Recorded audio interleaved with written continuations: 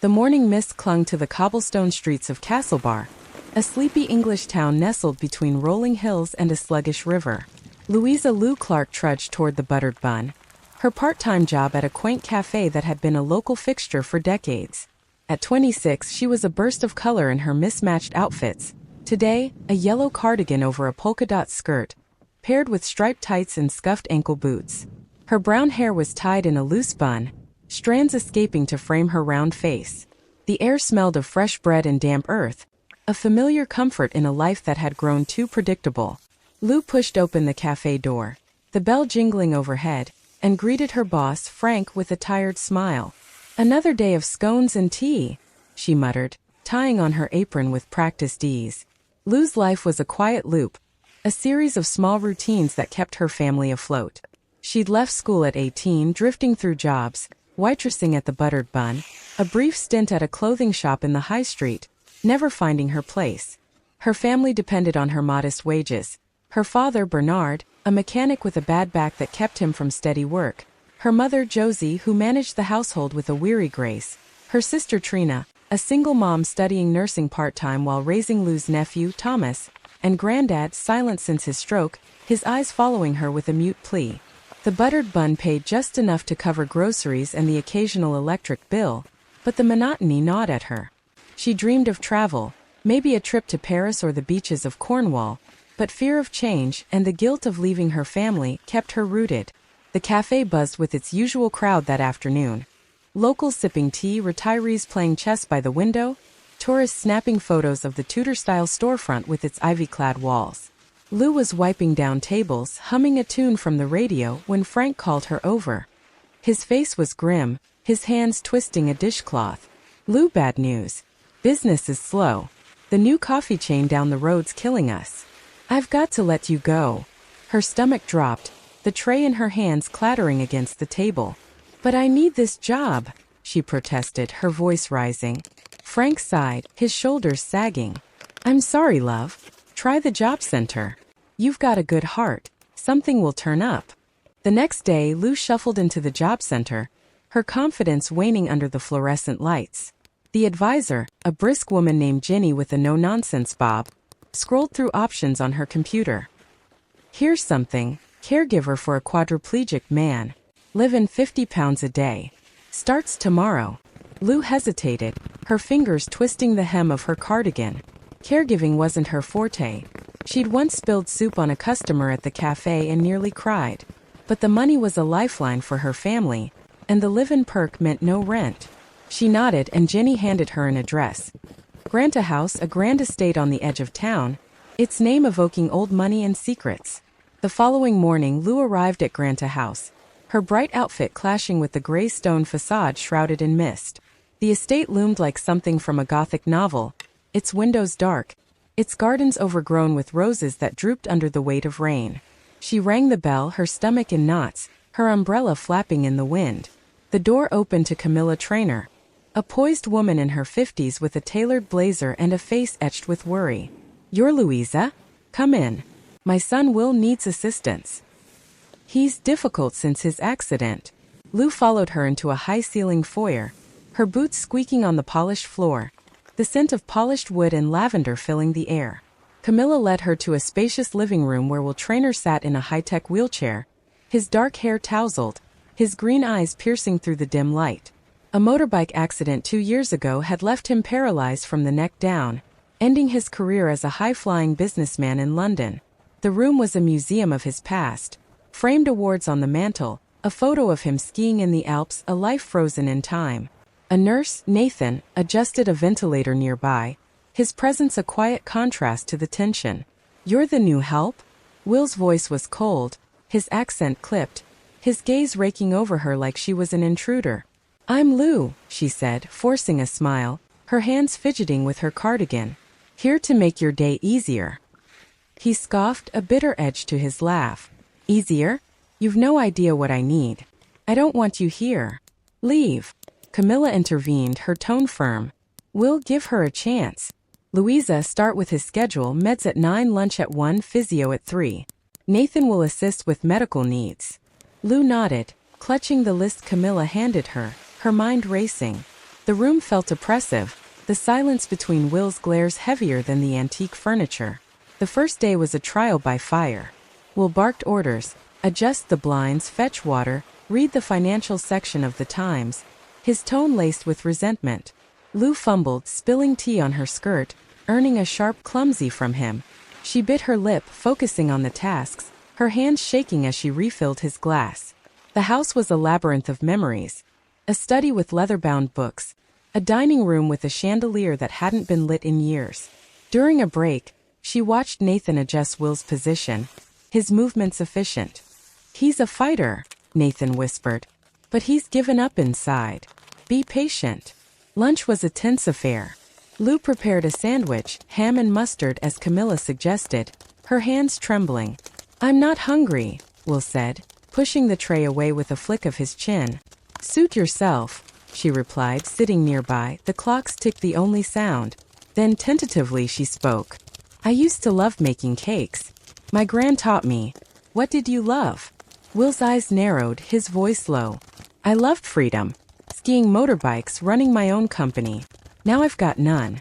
End of story. The words stung, but Lou didn't retreat. She noticed a sketchbook under his chair, its pages curling, and resisted the urge to peek. That evening as she tidied, she found a photo album tucked behind a cushion. Will with a blonde woman laughing on a yacht, a life she couldn't imagine. Her heart ached. This job was more than money. It was a challenge to reach him, to see beyond the wheelchair. As she left for her room, a small attic space with a slanted ceiling and a single window, Will's voice stopped her. "Don't expect miracles, Clark. I'm not here to be saved." "Wouldn't dream of it," she shot back, a spark of defiance in her smile. She climbed the narrow stairs, the house creaking around her, and lay awake, the weight of Will's despair mingling with her own uncertainties. The job center had thrown her into this, but it felt like fate. The mist outside thickened, and Lou wondered if she could bring light to this dark place, or if she'd be swallowed by it too. The days at Granta House settled into a rhythm, though the tension between Louisa Lou Clark and Will Traynor remained palpable. The attic room, with its slanted ceiling and single window overlooking the misty gardens, became Lou's sanctuary after long shifts. She'd lie awake, the creaks of the old house mingling with her thoughts, wondering how to bridge the gap with the man downstairs. The morning sun filtered through the curtains on her fourth day, casting a soft glow as she dressed in a purple dress with yellow tights, her attempt to bring cheer to the somber atmosphere. Downstairs, Will sat by the window, his wheelchair positioned to catch the weak light. The nurse, Nathan, had just left after morning meds, leaving a quiet that Lou felt compelled to fill. She carried a tray with tea and toast, her footsteps light on the hardwood. "Morning, Will," she said, setting it down. "Thought I'd try something simple today." He glanced at the tray, his expression unreadable. "You're still here then," he muttered, taking a sip of tea. "Most don't last this long." "I'm tougher than I look," Lou replied, pulling up a chair. She noticed the sketchbook on the side table, its pages still curled from her discovery the day before. "What's that?" she asked, nodding toward it. "None of your business," he snapped, but his tone lacked its usual bite. After a pause, he added, "Old drawings. From before." "Before the accident?" she ventured, her curiosity piqued. He nodded, his gaze distant. "Yeah. Mountains, cities. Things I can't do anymore." Lou sensed an opening. "I bet you were good. I'm rubbish at art. Once drew a horse that looked like a cow." Her attempt at humor drew a faint smirk from him, the first she'd seen. Emboldened, she continued, "My sister Trina's the smart one. I'm just the oddball. What about you? Any siblings?" "A sister, Georgina," he said, his voice softening. "She's in Australia now. We used to fight over everything: music, food, who got the front seat. She'd hate seeing me like this." The admission hung in the air, a rare glimpse into his past. Lou smiled. "Sounds like my house. Trina and I bicker nonstop. Keeps things lively." The conversation flowed haltingly, her love for vintage clothes, his fondness for jazz, a shared dislike of Brussels sprouts.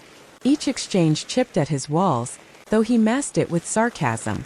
That afternoon during physio, Lou helped Nathan with Will's stretches, her hands gentle but firm. Will winced, his frustration evident. "This is pointless," he growled. It's not, Nathan said, adjusting a strap. Keeps your muscles from locking up. Lou added. And it gives you something to complain about. Her teasing earned a glare, but also a grudging chuckle. Later, she brought a magazine, reading aloud about a tech conference, her voice animated. Will listened, his eyes occasionally meeting hers, a silent acknowledgement. The next day, Lou decided to push further. She arrived with a portable speaker, playing a Billie Holiday track. Thought we could use some music, she said, setting it on the table. Will rolled his eyes but didn't protest. As the sultry notes filled the room, she danced awkwardly, her tights swishing. Come on, you can't resist this, she teased. I can't dance, Clark, he said, but his lips twitched. You look ridiculous. Ridiculous is my specialty, she shot back, spinning. The moment lightened the mood, and for a while, the wheelchair seemed to fade into the background. Afterward, she sat beside him, catching her breath. Thanks for not throwing me out, she said softly. Don't get used to it, he replied, but his tone was warmer. That night, as she tidied, she found a note on the tray. Music's not bad. W. It was progress, a crack in his silence. Over the week, their bond grew. Lou learned he'd traveled the world. New York, Tokyo, Sydney. Before the accident, a life she envied. He learned she'd never left Castlebar. Her world confined to family and the cafe. They traded stories, her chaotic Christmas with Trina's son, his quiet holidays with Georgina. One evening, after a physio session, Will spoke unprompted. You ever feel trapped, Lou? Like life's a cage. All the time, she admitted. But I keep looking for the key. What about you? His laugh was bitter. I threw mine away. This, he gestured to his chair, is my cage now. The words pierced her, but she didn't push. Instead, she pulled out her phone, showing him a photo of her family. This is my cage. But it's also my reason to stay. He studied the image, Josie's tired smile, Granddad's vacant stare, and nodded slowly. The rain tapped outside, a steady companion to their growing understanding. Lou realized this job was more than a paycheck. It was a chance to reach him, to find her own strength in his struggle. The weeks at Granta House had softened the edges of Louisa Lou Clark's days. The initial tension with Will Traynor giving way to a fragile camaraderie that had grown over shared silences and fleeting smiles. The attic room, with its slanted ceiling and single window overlooking the misty gardens, had become her sanctuary after long shifts. She'd lie awake, the creaks of the old house mingling with her thoughts, wondering how to bridge the gap with the man downstairs. The morning light streamed through the curtains on her third week, illuminating her bright orange dress with yellow tights. A bold choice to bring cheer to the somber atmosphere below. Downstairs, Will sat by the window, his wheelchair positioned to catch the weak sunlight filtering through the overcast sky. The nurse, Nathan, had just left after administering morning meds, leaving a quiet that Lou felt compelled to fill. She carried a tray with tea and toast, a daisy from the garden tucked into a small vase, her footsteps light on the hardwood. Morning, Will, she said, setting the tray down with a smile. Got you a daisy today. Thought it might brighten things up. He glanced at the flower, his expression unreadable, the lines on his face deepening. You're chipper today, Clark, he said, his voice flat and devoid of its usual sarcasm. What's the occasion? No occasion, she replied, pulling up a chair across from him. Just thought we could use some cheer. How's the physio going with Nathan? Same as always, he muttered, his gaze drifting to the garden where the roses drooped under the weight of recent rain. Pointless. Just a waste of time. Lou frowned, sensing a shift in his demeanor.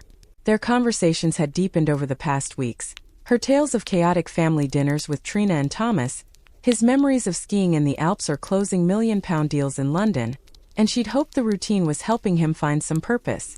But today, his silence felt heavier, laced with a resignation that made her uneasy. She pressed on, determined to lighten the mood. I was thinking we could watch something tonight. Maybe a comedy? Get your mind off things. I've got a soft spot for The Princess Bride. Ever seen it? Will's eyes met hers, sharp and unyielding, cutting through her attempt at normalcy. Lou, stop. This? He gestured with a slight tilt of his head to the room, the wheelchair, the confines of his existence. Isn't a game. I'm not here to be entertained or coddled. Her heart sank, the smile slipping from her face as his words landed like a blow. I know, she said quietly, her voice tinged with hurt. I'm just trying to help. Help?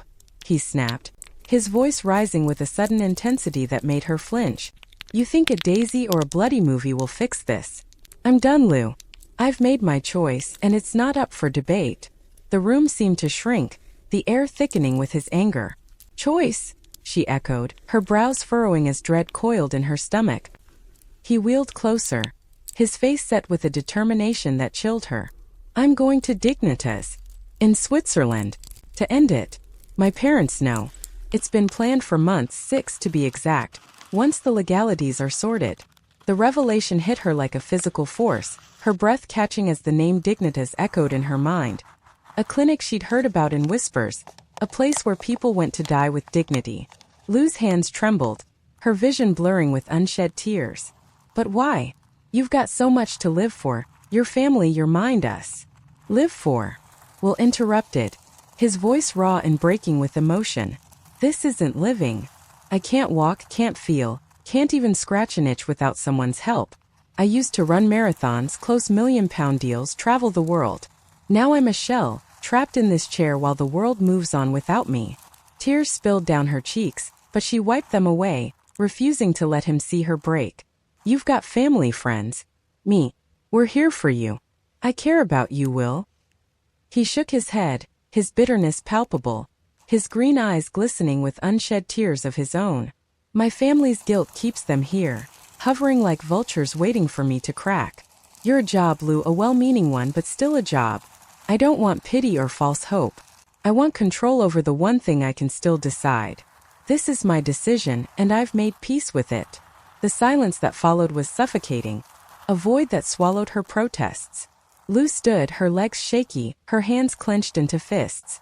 I need air, she managed, her voice barely above a whisper before stumbling outside. The garden's damp grass soaked through her tights as she leaned against a gnarled oak, her chest tight with a mix of anger, sorrow, and disbelief. She'd grown attached to him. His dry wit, his fleeting smiles, and now this. Had she been blind to his despair, too caught up in her own efforts to save him? Inside, Camilla Traynor found her, her expression weary and lined with the burden of her son's choice. He told you then, she said softly, her voice trembling slightly. It's been a battle. He's suffered infections, chronic pain, sleepless nights. We've tried everything, therapy, specialists, experimental treatments, but he's adamant. He wants to go in 6 months. Why didn't you tell me? Lou asked, her voice breaking as she turned to face Camilla, her eyes searching for answers. We needed someone to lift his spirits, not to change his mind, Camilla admitted, her hands twisting together. We thought if he had some joy, he might reconsider. But I see you care, Louisa. Just be careful with your heart. This won't end the way you hope. Lou nodded, her resolve hardening despite the ache in her chest. She returned to the living room, her steps slow but deliberate. Will watched her, his face unreadable, the daisy wilting on the tray. You're still here, he said, his tone a mix of surprise and resignation. I'm not giving up on you, she replied, her voice steady despite the tears threatening to fall. But I need to understand. Tell me more. Why now? Why this way? He sighed, his shoulders slumping as he relented. It's not just the chair, Lou. It's the dependency, the humiliation of needing help to eat, to bathe, to exist. I used to be independent, strong. Now I'm a burden. Dignitas gives me an exit, 6 months from now, when the paperwork's done. It's my last act of freedom. 6 months. The timeline hit her like a countdown, a ticking clock she couldn't stop. What if we could make those months better? She asked, her mind racing with possibilities. Travel, try new things, Paris, the seaside. Give life a chance to show you something worth staying for. Will's laugh was hollow, a sound that echoed with despair. You think a holiday will change this? But fine. Try. 6 months. If you can prove life's worth living, maybe I'll reconsider. If not, I go to Switzerland. Deal? The challenge hung between them, a lifeline and a threat wrapped into one. Lou nodded, her determination flaring. Deal. That evening, she sat with him, pulling out a travel magazine from the shelf, its pages yellowed but filled with glossy photos. She pointed out places, Paris with its Eiffel Tower, New York's skyline, the Amalfi Coast's cliffs. Imagine it, she said, her voice bright with forced optimism. We could go. See the world together. He listened, his expression softening as she described the bustling streets and salty air, but the weight of his choice lingered in his eyes. She read aloud, her voice steadying with each page, determined to plant seeds of hope. Later, as she tidied, she found a letter tucked under his pillow, a draft to Georgina, his sister, explaining his decision. The words blurred as tears fell, but she left it untouched, her heart heavy with the realization that this was more than a job now, it was a fight for his soul, and perhaps her own. The agreement hung over Granta House like a fragile thread, the 6-month countdown ticking relentlessly in Louisa, Lou, Clark's mind as she planned her next move to prove life's worth to Will Traynor. The attic room, with its slanted ceiling and single window overlooking the misty gardens, had become her sanctuary where she sketched ideas, places to take him, moments to share. Her orange dress and yellow tights swapped for a practical jacket as the English autumn deepened. The morning mist clung to the roses below, a mirror to the uncertainty she felt, but Lou's determination burned brighter with each passing day. Downstairs, Will sat by the window, his wheelchair catching the faint sunlight filtering through the overcast sky, a travel magazine open on his lap from their last conversation. Lou entered with a tray of tea and scones, a daisy from the garden tucked into a small vase, her footsteps light on the hardwood. "Morning, Will," she said, setting it down with a cautious but hopeful smile. "Thought we could start today. I've got a plan to get you out of here." He raised an eyebrow, his green eyes skeptical beneath a furrowed brow. "A plan? What now, Clark? A circus in the garden or a parade down the high street?"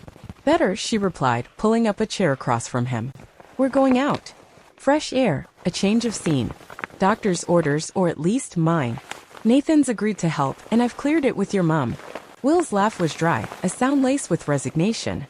"I don't leave this house, Lou. Too much hassle, stairs, logistics, the whole bloody mess." "Not today," she insisted, her voice firm. "We're starting small, lunch at the castle ruins. You used to love history, didn't you? I read about it in that old book on your shelf." She pointed to a leather-bound volume on medieval Britain she'd spotted earlier, hoping to appeal to his intellect. He studied her, his expression softening slightly, a flicker of curiosity breaking through his usual guardedness. "You've been digging through my things, haven't you?" "Guilty," she admitted with a sheepish grin. "But it's for a good cause. Come on, give it a try." After some coaxing and a pointed look from Nathan, who arrived to assist, Will relented with a sigh. The drive to the castle ruins was quiet, the countryside rolling past in shades of green and gold, the van's hum a backdrop to Lou's chatter about the history, medieval battles, secret tunnels, a king's lost treasure. She glanced at him, noting how his eyes followed the landscape, a silent acknowledgement of the world beyond his walls. At the ruins, they parked near a weathered picnic table, the wind tugging at Lou's hair as she unpacked a basket. Sandwiches wrapped in wax paper, a bunch of grapes, a thermos of tea. Nathan set up Will's chair on the uneven ground, adjusting the brakes with care. For a moment, Will stared at the crumbling stone walls, moss clinging to the edges, his face unreadable. "It's different," he said finally, his voice low.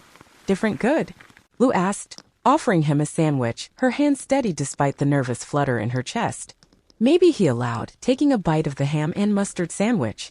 They ate in companionable silence, the open air a stark contrast to the house's confines, the distant call of a crow adding to the atmosphere. Lou pointed out a hawk circling overhead, its wings slicing through the gray sky. "Look at that," she said, her tone bright. Will's lips twitched, a rare, fleeting smile that warmed her. "You're relentless," he muttered. "Part of my charm," she teased, popping a grape into her mouth. The outing lifted his mood, a small victory she tucked away for future plans. They lingered, Lou describing the battles fought there, her imagination painting vivid scenes until Nathan signaled it was time to return. In the van, Will was quieter, but his glance at the ruins as they drove away suggested a spark of interest. The next week, Lou escalated her efforts, booking a trip to the seaside at Weymouth with Camilla's reluctant approval. The beach day was a logistical challenge, sand clogging the wheels, wind whipping at their clothes, and Will's initial resistance as Nathan maneuvered him onto the shore. But Lou pushed through, her determination unshakable. They sat by the water, the waves crashing rhythmically as she built a lopsided sandcastle, her hands caked with wet sand. "Look, your new palace," she said, grinning up at him. Will chuckled, the sound surprising them both, a rare break in his stoicism. "You're a terrible architect, Clark. That thing wouldn't stand a siege." They watched the sea, the salt air filling their lungs, and he admitted, "I haven't felt the sun like this in years. The sound of the waves, it's almost peaceful." The moment was fleeting but precious, a crack in his armor that Lou clung to. Back home, their bond deepened. Lou introduced horse racing on TV, cheering loudly as Will explained the odds with a sharpness that reminded her of his old self. One evening, she brought a racing form from the newsagent, and they bet imaginary pounds, laughing as their picks lost spectacularly. "You're a bad influence," he said, but his eyes sparkled with a light she hadn't seen before. She snapped a photo of him mid-laugh, tucking it into her journal as a keepsake. The outings continued with growing confidence. A concert in London, jazz at a small venue, where Lou swayed awkwardly, dragging Will's attention from his thoughts. An art gallery visit, where he critiqued the paintings with dry wit, pointing out flaws in a modern abstract that made her giggle. Each experience chipped away at his despair, though he never fully let go. One night, after a day at a horse race where their bet won a fictional fortune, Will spoke softly. "You're giving me something, Lou, moments I didn't think I'd have again. But it's not enough to change the end." Her heart sank, the joy of the day fading, but she squeezed his hand, her voice steady. "It's a start. We've got time, 5 months left. Let's make them count." She planned a trip to Paris, booking a wheelchair-accessible hotel through a travel agency, her excitement palpable as she showed him brochures. Will agreed, his reluctance tinged with curiosity, and the journey became a focal point. The Paris trip was a whirlwind, Eiffel Tower's glittering lights, a Seine River cruise where Lou chattered about the bridges, a cafe stop for croissants that melted in their mouths. Will seemed alive, his laughter echoing as they shared a joke about a waiter's accent. "This is borrowed time, Lou," he said back in the hotel, his voice quiet amid the Parisian night. "It doesn't erase the cage I'm in." She nodded, tears welling, but insisted, "I'm not stopping. We'll find more moments." The trip home was silent, the train's rhythm a counterpoint to the weight of his words. Lou stared out the window, the French countryside blurring into English fields, her mind replaying his laughter against his resolve. She realized this was more than proving a point, it was about loving him, cherishing every second, even if she couldn't save him from his choice. The Paris trip lingered in Lou Clark's memory like a bittersweet dream, the laughter and croissants overshadowed by Will Trainor's quiet resolve. The attic room at Granta House, with its slanted ceiling and single window, felt smaller now, the English winter creeping in with a chill that matched her growing dread. The 6-month mark was weeks away, and Lou's efforts to prove life's worth had intensified, her bright outfits, now a red sweater with green tights, clashing with the somber mood. Each day she carried hope into Will's world, but his silence grew heavier. Downstairs, Will sat by the window, his wheelchair framed against the gray sky, the travel magazine discarded on the side table. Lou entered with a tray of tea and biscuits, her smile forced but determined. "Morning, Will," she said, setting it down. "Thought we could plan another outing. Maybe a Christmas market." He turned to her, his green eyes dull, his voice flat. "Lou, stop. The clock's ticking, and we both know how this ends." Her heart stuttered, the tray rattling in her hands. "Don't say that. We've still got time, weeks to make more memories." "Memories won't change the truth," he replied, his tone weary. "I've enjoyed them, more than I thought. But they're a distraction, not a cure. I'm going to Dignitas, Lou. That hasn't changed." Tears stung her eyes, but she blinked them back, sitting beside him. "You laughed in Paris. You enjoyed the sea, the races. Doesn't that mean something?" "It means I've had a taste," he said, his voice breaking. "But it's not enough to live like this, dependent, trapped. I need you to accept that." The words cut deep, and Lou stood, pacing the room. "I can't. I won't. I love you, Will. Doesn't that matter?" The confession slipped out, raw and unguarded, hanging between them. Will's face softened, a mix of pain and tenderness. "I love you too, Lou. More than you know. But love isn't enough to make this life bearable for me. I'm sorry." The admission shattered her, tears spilling as she sank into the chair. "Then let me try harder. We can go anywhere, New York, the Alps. Please." He shook his head, reaching for her hand with his limited movement. "You've done more than anyone could ask. But this is my choice. I need you to let me go." The room fell silent, the weight of his decision pressing down. Lou wiped her tears, her resolve hardening. "I'll talk to your mom, your sister. They can stop this." "Don't," he warned, his voice firm. "They've agreed, reluctantly. Georgina's flying in next week. It's settled." Desperation drove her to Camilla Trainor's study that afternoon. "You can't let him do this," Lou pleaded, her voice shaking. "He's happy sometimes, laughing, living. We can fight this." Camilla's eyes glistened, her hands clasped tightly. "I've fought, Louisa. Doctors, lawyers, my own heart. But Will's mind is made up. He suffered infections, pain, despair. I hate it, but I respect his choice. You should too." The rejection stung and Lou stormed out, her mind racing. She called Trina, sobbing into the phone. He's giving up, and I can't stop him. Trina's voice was firm. You can't save everyone, Lou. But you can be there for him. The next day, Georgina arrived, a tall woman with Will's sharp features, her demeanor strained. Lou watched their reunion, the sister's tears mirroring her own. He's stubborn, Georgina said. Always has been. But he's at peace with this. Lou spent the final weeks in a blur of activity, more outings, more laughter, more tears. They visited a Christmas market, Will bundled in a scarf sheet knitted, his smile faint but real. A trip to the races ended with a small win, his excitement a fleeting joy. But each moment was shadowed by the looming deadline. One night, after a quiet dinner, Will spoke. Thank you, Lou. You've given me more than I deserved. Don't thank me yet, she whispered, her voice breaking. We're not done. The final day arrived, a cold morning in early February. Lou helped Nathan prepare Will for the trip to Switzerland, her hands trembling as she packed his bag. At the airport, she clung to him, her tears soaking his shoulder. Please, Will. Don't do this. He looked at her, his eyes filled with love and sorrow.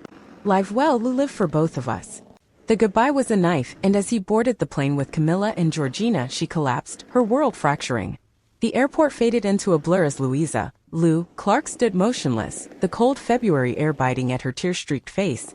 Will Trainor's final words, live well, Lou, live for both of us, echoed in her mind, a haunting refrain that anchored her to the tarmac even as the plane carrying him, Camilla, and Georgina disappeared into the gray sky. The drive back to Castlebar was a silent nightmare, the van's hum drowned by her sobs, her hands clutching the scarf she'd knitted for him, now a painful memento. Granta House loomed ahead, its stone facade a tomb of memories, and Lou stumbled inside, collapsing onto the attic bed, her world fractured. The days that followed were a haze of grief. Lou returned to her family home, the buttered bun job gone, her savings depleted. Her mother, Josie, enveloped her in a tight hug, her father, Bernard, offering awkward pats, while Trina watched with concern, Thomas toddling nearby. Granddad's silent presence was a comfort, his hand resting on hers during meals. He's gone, isn't he? Trina asked one evening, her voice gentle. Lou nodded, tears falling into her untouched tea. I tried so hard, but he chose to leave. The letter arrived a week later, addressed in Will's neat handwriting. Lou's hand shook as she opened it, the paper crinkling under her fingers. Lou, you've changed me. These months were the best of my life since the accident. I couldn't stay, but I want you to live boldly, fully. Use the money I've left you. Travel. Find your place. Love again. Will. Enclosed was a check for £100,000, a fortune that felt like blood money. She stared at it, torn between guilt and gratitude, her chest tight with unresolved love. Josie found her crying over the letter. He wanted this for you, love, she said, stroking Lou's hair. Take it. Honor him. With her family's encouragement, Lou decided to use the money, but first, she needed to heal.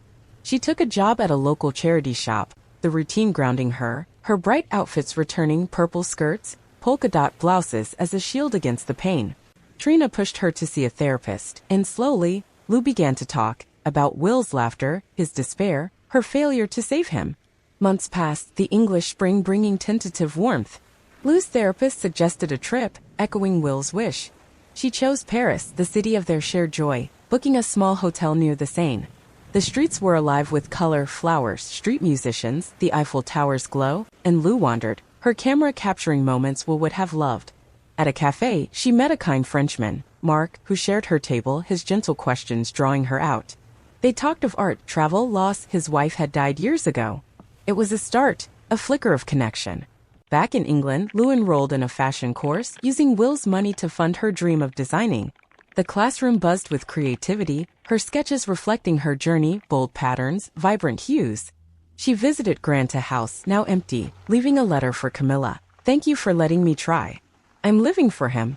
Camilla's reply came with a photo of Will smiling in Paris, a gift that broke her heart but fueled her resolve. One day, Lou received an invitation to a Trainor family event, a memorial for Will. She hesitated, but Trina insisted. At the estate, Georgina hugged her, tears in her eyes. He talked about you all the time, she said. You gave him peace. Camilla handed Lou a box, Will's watch, his sketches, a note. Keep creating, Lou, W. The room filled with guests, their stories of Will's life weaving a tapestry of his legacy. Lou spoke, her voice steady, sharing how he'd inspired her to live boldly. Afterward, she met Mark again, this time in London, their conversation deepening into something new. He admired her sketches, suggesting a collaboration. Lou felt a stir of hope, Will's words guiding her. She traveled more, New York, Italy, each trip a tribute, her designs gaining notice. Years later, at a fashion show, her collection debuted, the audience applauding a dress inspired by Will's favorite color, green. Standing backstage, Lou smiled, knowing he'd be proud. The pain never fully left, but it softened into a quiet strength. Lou opened a boutique, naming it Will's Light, its walls lined with her creations and his sketches. She visited his grave, laying flowers, whispering, "I'm living, Will. For us." The sunset over Castle Bar painted the sky, and Lou walked home, her heart full, ready for whatever came next.